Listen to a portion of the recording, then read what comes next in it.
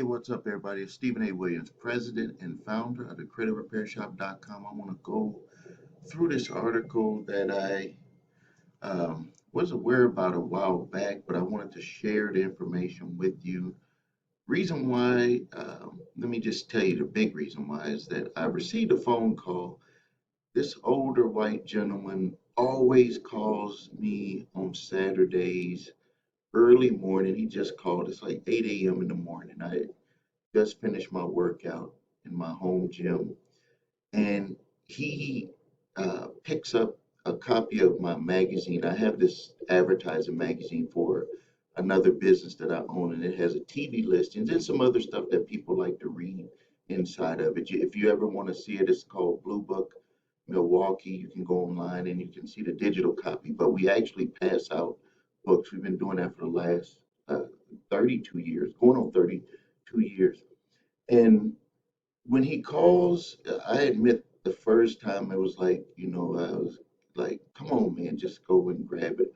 But then, now when he calls to me, the way I take it is that you, to me, to one person, uh, it could be just like person to person, but to that person, the way he's calling me, it could be like the world. I'm someone that talks to him. I'm someone that, maybe he doesn't even have family anymore. He's older. He lives by himself. And obviously, he's very old. I don't know how old, but I can hear it in his voice. And he wants to go to a certain location, and he always wants to make sure that the books were delivered there, because some of the times if it's bad weather, the delivery driver didn't make it there, or one of the times the store decided to move the racks over to another side of the store and he didn't even know about that. And so I'm going to make this video, and I'm dedicating it to him, not going to mention his name, but it's because the information that I give you to one person that might be watching this video could mean the world to you. So that's why I'm going to do it. And also, I'm going to do something different, because with this here, I'm going to give you solutions that my wife and I used for what they're talking about in this video. Because I am African American. I'm African American. This story came out way back in, let's see, it was January 2021. But no matter what, this story could be 50 years ago, it could come out today and it would still remain the same. And it said that Black and Hispanic Americans often have lower credit scores. Here's why: they're hit harder. But also white Americans too. I have a lot of customers from all different ethnic groups. So it's not just uh, blacks and Hispanics. It's everybody, because the way that people are being hit with, number one, not having enough money to pay their bills, layoffs, lower wages, or just where they overspent, because a lot of time it's our fault.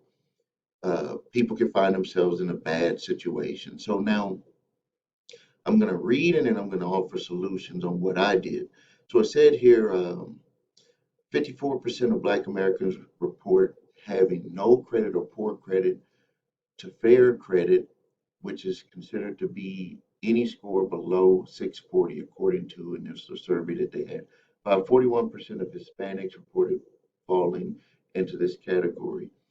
Uh, in contrast, 37% of whites. Now, when they say 37% of whites, that actually is more than 54, the 54% and the 41% of Hispanics would not equal the 37% of white Americans. But so that's where the little trick is kind of played. But um, that you have 37% of white Americans that report having bad or no credit, and only 18% of Asians, this number here is more than 54% and more than the 41%. You can do the numbers yourself by just seeing how many people white Americans there are in the United States compared to black and Hispanic. Now, while the credit system was created to be blind, the data shows that black and Hispanic Americans are being unfairly shut out of the system. Now, let me tell you one thing that I have found. I have found, and I hope that this doesn't get this video banned. It is possible because I've mentioned this before, and that video got banned. A lot of you never saw that video on my YouTube channel. A lot of people saw it on my Facebook page, but not YouTube. Um, I've seen enough credit reports, literally thousands. And one thing that I did notice is that they do rate by zip code. They do rate. It says that it created was blind. They do rate it by zip code. I don't care what anyone says. We've seen think about it this way: if someone creates a system, let's just say that racism is racism, and you don't have an individual that creates racism. Could racism be created? So, who creates racism? A person who is racist. I'm not saying any color, whoever. I'm just saying an individual who is racist would create racism. That makes sense. Now, would a person who is racist or has maybe even tendencies to biases towards certain groups, and they create software, they create algorithms, could that potentially, even by accident, if not on purpose, be created? Yes, it can. So you can't really say that the credit system is blind because if you live in certain zip codes, the filters that are wrote into that, it even happens for insurance companies that they will rate you higher if you live in certain zip codes.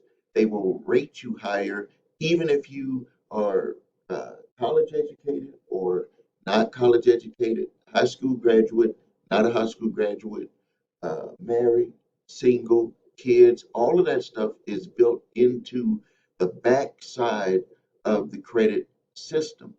A lot of people don't even know that. They just think that it's just basically all about your debt, your payments, and all of that stuff. No, there are certain algorithms that are written in there because basically what they're trying to do is they're trying to say, on if I take all of the data about this individual, what is the um, what what is the ability of that individual to pay this loan back that we have, and to show you how the system is kind of flipped. If you have a lower credit rating, they give you a higher interest rate. They reward you backwards. So you have a lower credit score, and they know that you have trouble. They give you a higher interest rate. Why would they even loan you money? Why would they even loan you money? So actually, what they're doing is they're putting people into more of that situation that they're claiming is blind and that it's just all 100% the individual's fault. So now, let me tell you what I did before I move forward. Let me tell you what my wife and I did. Number one, understanding that you cannot have too much debt. You're going to have to buckle down. You have to figure out a way to get out of debt. I'm not going to go into too much detail about that right here, but I do have a video on my channel to help you start your journey on getting out of debt. Now, it goes right here. This is debt and savings levels. Savings levels play a role in credit scores. How could your savings level play a play a role in your credit score? They don't have access to your bank account. So here, credit scores which range from 300 to 850 are based on a number of factors, including account payment history, number of accounts open, the length, number of accounts open, the length of your credit history, and the amount you currently owe. Right there. So, and your age, race, salary, employment history, and where you live are not factors. Look at that right there. Your age, your race. So now let's just break this down how we can do this.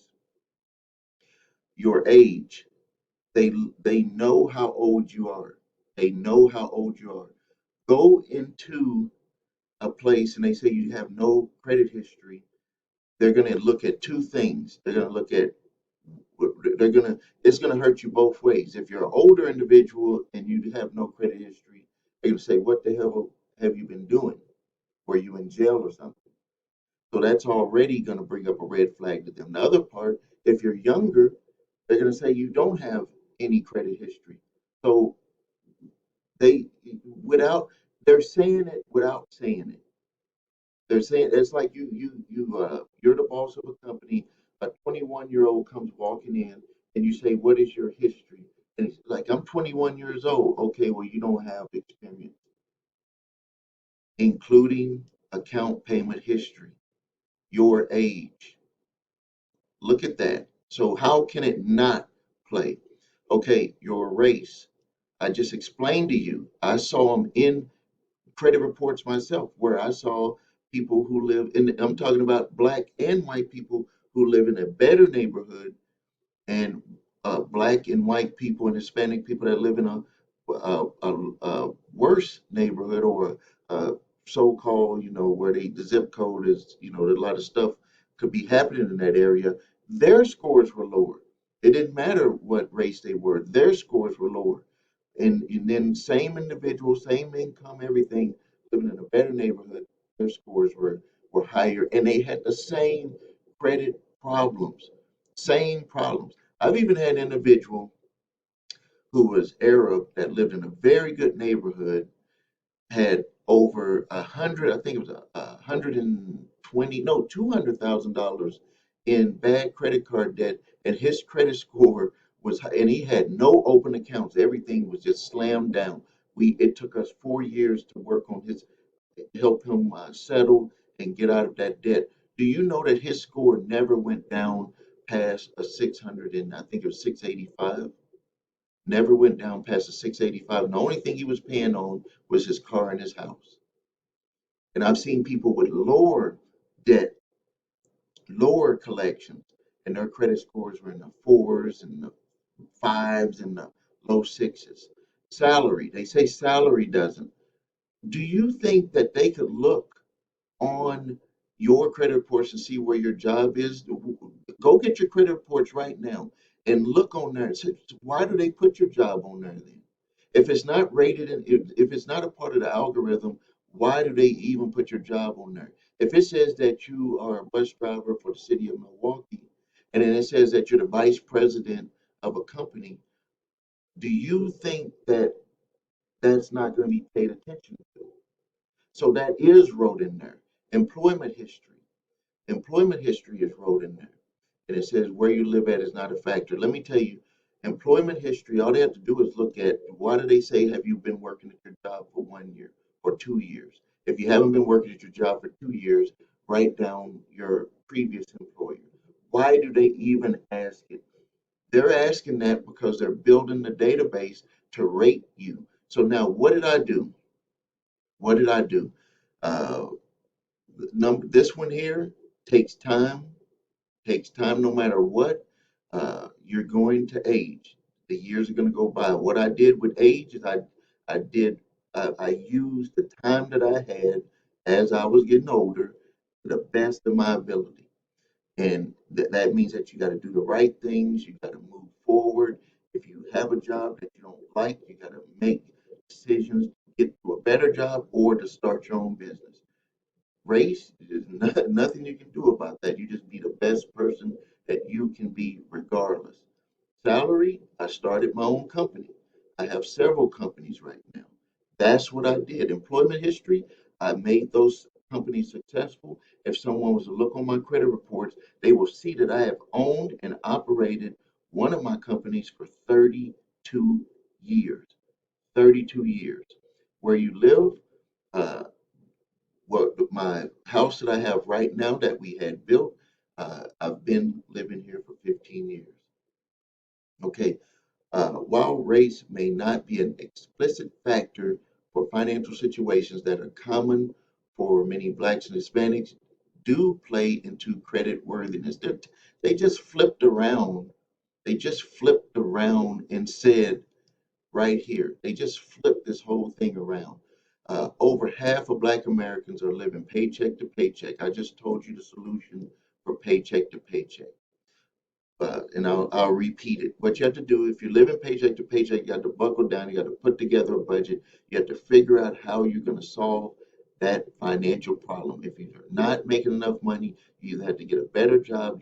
And to get a better job, you have to make yourself better first. Someone will come and find you, or when you apply, they will pick you because they know that something about you makes them want to hire you because you had that it factor. That's what you want to have. And the only way to have that is to have everything as much as possible under control with yourself, with your household, and then you move forward. It does not work in the reverse. As a matter of fact, people who think that it works in the reverse, people get a better job and then they end up worse because they make more money and they spend more money. No matter how much money you make, you need to get that under control now. So when you make more money, you're able to keep more of your money.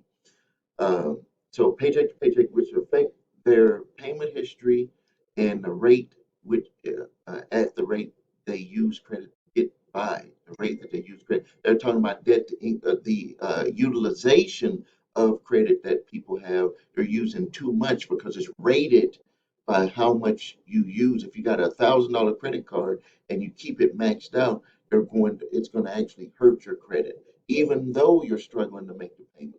Only about 44% of Americans overall report running out of money. Oh, in contrast, only 44% of Americans overall report running out of money before payday. This is everybody. This is every 44% of over 300, I think, what, 350 million Americans. 44% of all Americans. 44% of all Americans report that they run out of money before payday. Uh, I already talked about how you solve that problem. You got to get a better job. You have to start a business. You got to do something to bring in more income. But you got to first buckle down on what you're already doing. Additionally, Black Americans, boy, they're tearing up us Black people. Black Americans tend to have higher rates of student loan debt than the average person, and only about half own a credit card. Only about half own a credit card, which significantly help building credit ratings. So they're already uh, telling you right here, like with the student loan debt, I don't know. I'm kind of suspicious about this because I've seen student loan debt with all races. So it plays a part with the debt to income ratio, but I've seen this. There's plenty of Americans, black, white, Asian, Hispanic, that have plenty of student loan debt. Moreover, 30% of blacks, 25% of Hispanics feel they never have a chance to build good credit and believe that the system was stacked against them from the start. So, right here, let me tell you about when they use words like feel. Feel. Be very careful about when you read words like that. Feel. Just because someone feels a certain way does not mean that that is really the way and that is stacked against you. Yes, it could be stacked against you if you feel that way, but if you don't learn how the system works, if you don't do things yourself first. See, feeling is something that you feel first, and then when you feel that way, you bring that consciousness into your reality. So if you feel like the deck is stacked against you, the system is stacked against you from the start, you will react and do things and you will bring into more of that into your life. What I did is I said, regardless of what things that I've seen happen in the past, regardless of what family members have told me about how black people may have been treated, regardless of all of those things, I am not going to bring that feeling into my existence. What I'm going to do is I'm going to do things to make, number one, my life better and other people's lives better. And whatever they do, whatever roadblocks they put, I'm going to push through those roadblocks and I'm going to share with other people on how to push through those roadblocks. And believe it or not, I have customers that are white, Hispanic, Asian, um, black, all different races that have this same feeling that it's just system is trapped. But look at what's going on with our country right now. People feel that the system is against them, and there's a lot of white people that feel that way too. The feeling is because they feel the feeling it can, and you have other people that are of all races that are successful. So what it is that they're letting that feeling override their ability to even move forward to be successful. So let's move forward here. 30% of Black Americans, 27% of Hispanics report they were misinformed or tricked during their first experiences with credit. This is usually with a car dealer. Only 18%, which is a high percentage of white and 15% of Asian American. That is a high percentage. That's a lot of people. So 18%, that's millions of people. This is millions of people. This is many millions, and this is many millions. But so a lot of people are tricked when it comes to and deceived when it comes to getting credit, and that's because so they're saying that it does not your age does not play any factor in it, that your race does not play any factor. But we're looking at right here where they said 18%. Why were 18% of white people tricked? Why was 30% of Black Americans, 27% of Hispanic, and 15% of Asian? Why were they tricked in the first place? They were tricked in the first place because the credit system allows those companies to be able to do that to them. It was done to me when I got my first vehicle. It was done to me. I know it was done to you. It was done to other family members.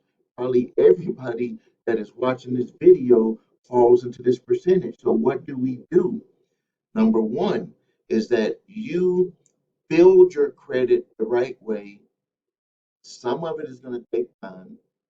Some of it is going to be where you have to get credit, you got to utilize it the right way, and then you understand from watching my videos, watching other people's videos, that if you have a certain credit score, you demand to get the best rates or you walk away. That's what you have to do. I've done that before, and I remember the first time I did it, the car dealer flipped around, the salesman flipped around and tried to get upset. And it's my choice. It's not your choice to make me buy a vehicle. If I believe that number one, the deal isn't good, the interest rate isn't good, I'm going to walk away. As a matter of fact, my last few big purchases, when I purchased my RV, we actually were saying we told them they gave us a very good interest rate, and we said we want a better interest rate when we were before we signed the papers, and they pretended to say, "Do you have a coupon?" The coupon was to get a better rate. So they came in there and they lowered the rate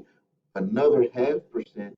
And believe it or not, even after that, when we got our first payment schedule, we got a letter from the finance company that said they're going to lower the rate another full 1% because they knew that we deserved it, and we had pushed them as far as we could there. But now what they're doing is they're even auditing the companies that they all allow to use their financing, and if they see a person that they believe by their credit that they should have got even a better rate, they're going to make that adjustment themselves, and they will take that additional money from the company that did the financing.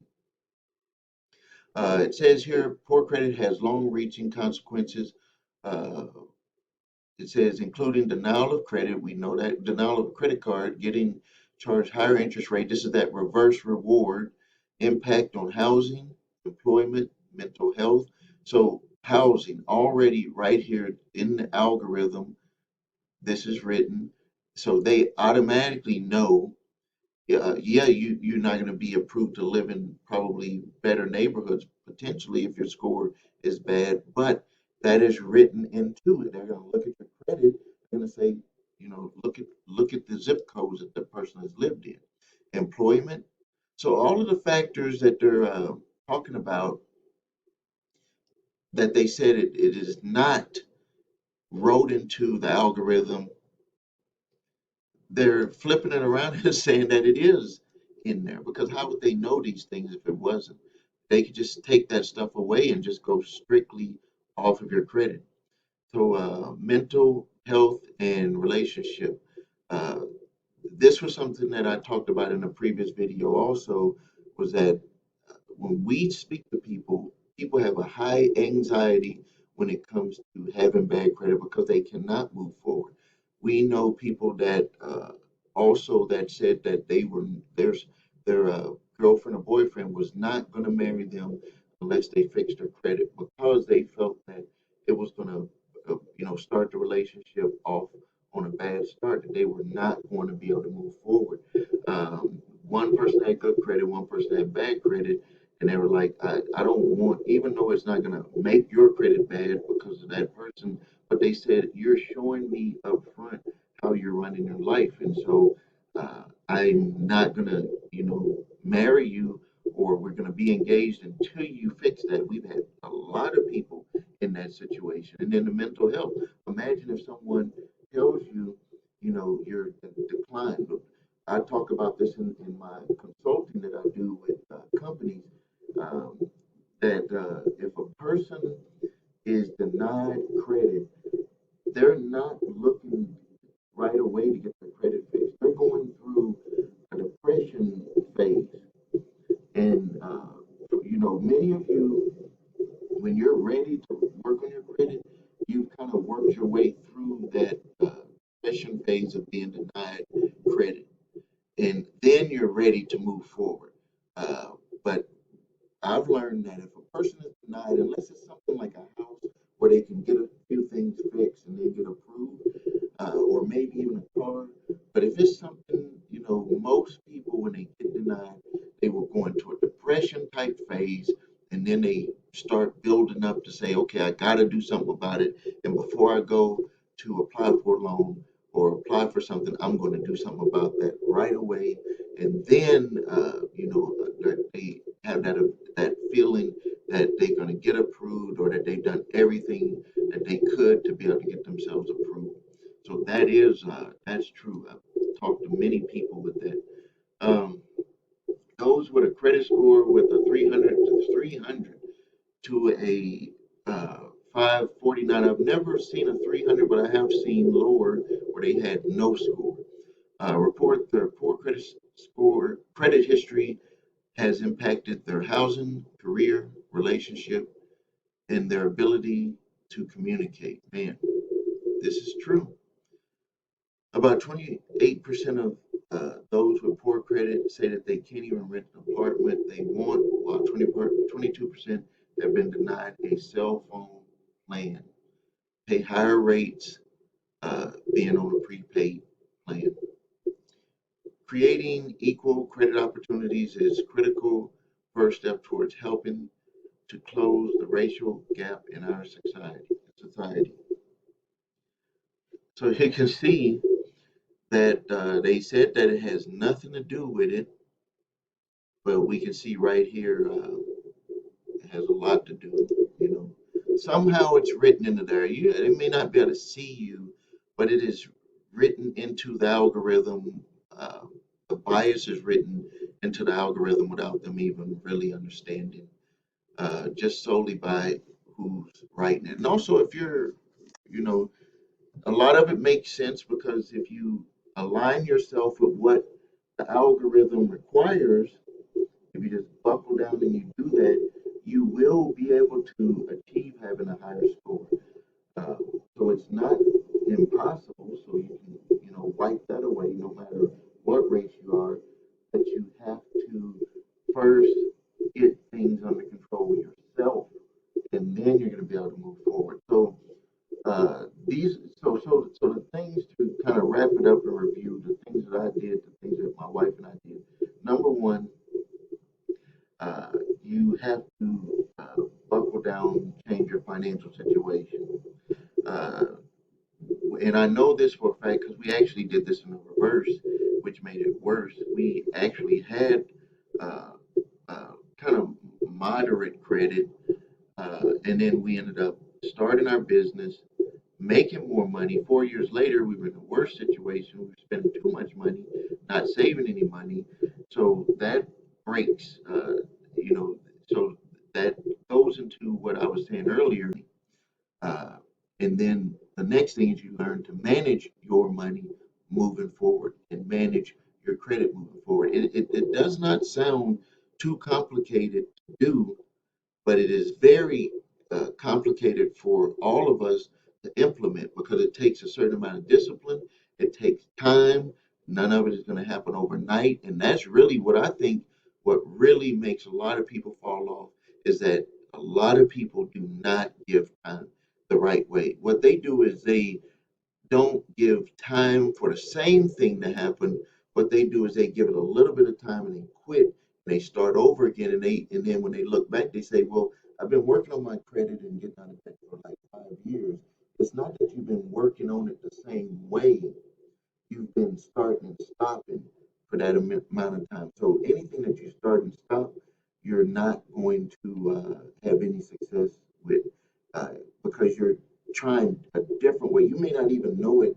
You're doing things either different or you're doing it the same way and not making adjustments. When you do it a long time, when you're working on something a long time, even if it's not working that way, you make those adjustments because you know what the goal is.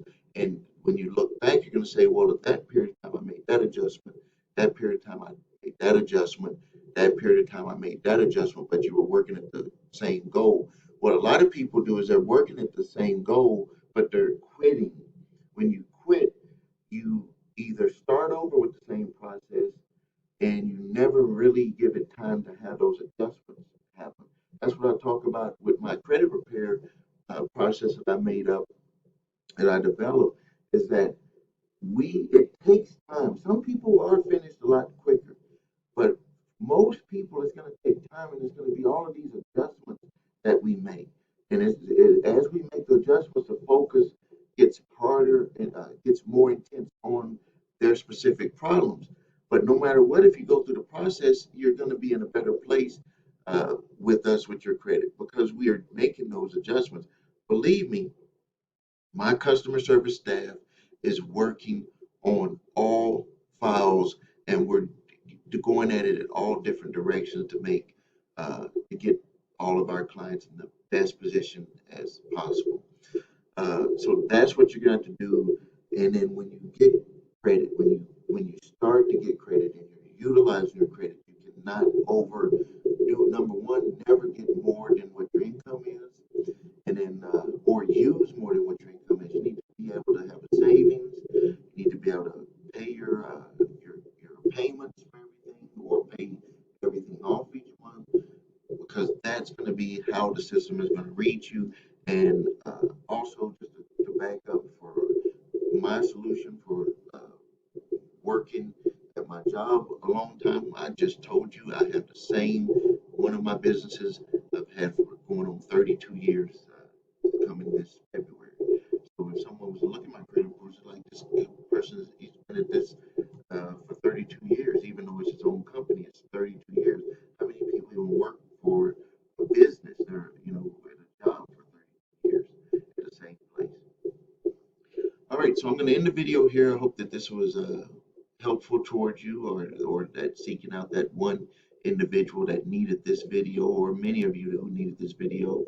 If you need help with your credit, please visit us at thecreditrepairshop.com. Watch the video, What Makes Us Different. The link is below this video here. If you need help uh, uh, getting your scores, all the information that's on your credit reports, go to the website www.your3scores.com. Also, I have my 3 free pack of letters if you have debt collectors coming after you. Link is below here. The cease and desist collection activities letter, statute of limitations letter, and the debt validation letter. If you have debt collectors coming after you in court, I have a program that will write your court summons response, or you can do it yourself. And also a service that we're going to start providing, which we're seeing. I just made a video yesterday about it, or the day before yesterday, about medical bills that are now going to be where they're going to have these surprise bills, and if a debt collector comes after you for them, and they try to place on your credit reports, there are ways that we can potentially get that removed off your credit report. Number one, using the HIPAA Act, which is your privacy for having your information shared on your credit reports. And then number two, potentially having the information, the bill may be forgiven because they shared your information with a third party debt collector. Um, so if you have medical bills, you might want to check out that video that I made yesterday. Go on the channel. Make sure you subscribe so you can see those videos or find videos, and also get access to new videos that get the notification of new videos that I release. All right, this is Stephen A. Williams, president and founder of the CreditRepairShop.com.